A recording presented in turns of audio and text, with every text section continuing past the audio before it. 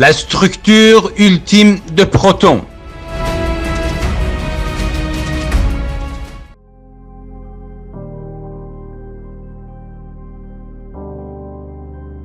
La structure interne de la Terre est constituée des coquilles sphériques, une croûte externe, un manteau et un noyau. Mais à vrai dire, la Terre est composée de 4 couches, si l'on considère l'atmosphère comme 4e, qui est d'ailleurs la partie essentielle pour la vie sur cette planète.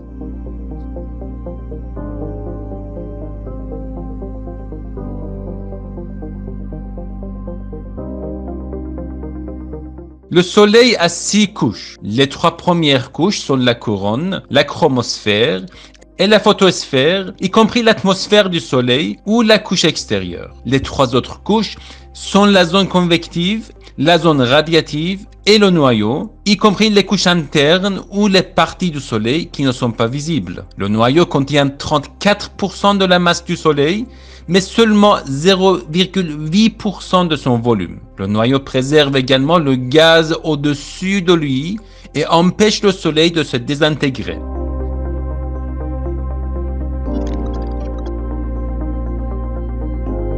Si nous regardons le proton, nous voyons un Soleil constitué de grandes collections de photons, avec la même densité et la même compression.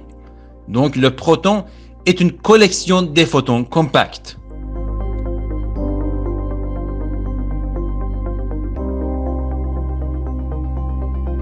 La structure de proton est semblable à une cerise ou bien à un soleil avec 2 couches, le noyau et le manteau.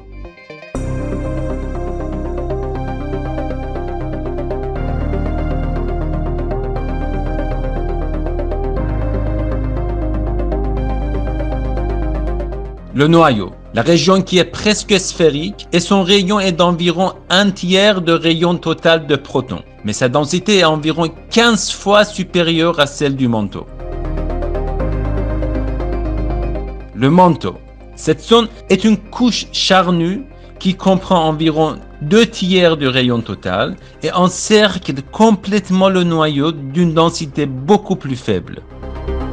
Rappelons que le noyau et le manteau sont tous les deux faits de photons et que la seule différence est au niveau de leur densité. En fait, les photons vibrent entre le noyau et le manteau et ne sont pas isolés l'un de l'autre.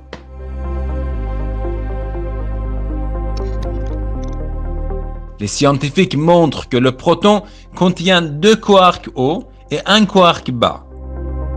Mais comment la théorie de Saleh l'explique-t-elle ? Jusqu'à ce jour, pour comprendre la structure de protons, les scientifiques envoyaient un faisceau de protons isolés pour entrer en collision les uns avec les autres. Ensuite, un détecteur de particules attendait pour mesurer toutes les particules subatomiques issues des collisions.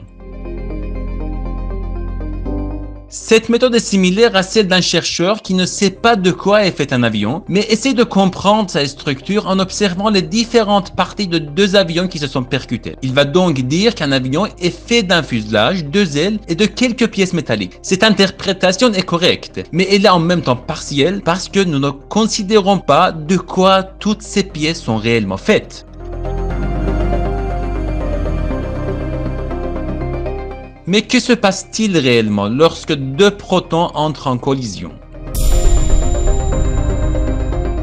En effet, en raison de la gravité de la collision, le manteau se divise en 2 gros fragments et quelques particules minuscules, mais le choc n'est pas suffisant pour diviser le noyau dense.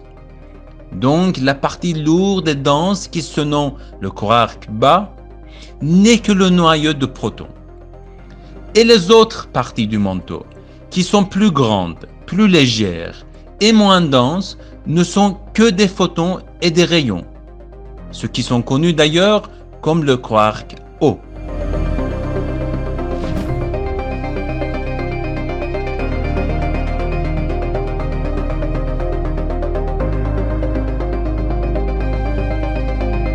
Cela dit, la théorie de Saleh croit que les protons sont faits des photons et ont 2 couches avec des densités différentes.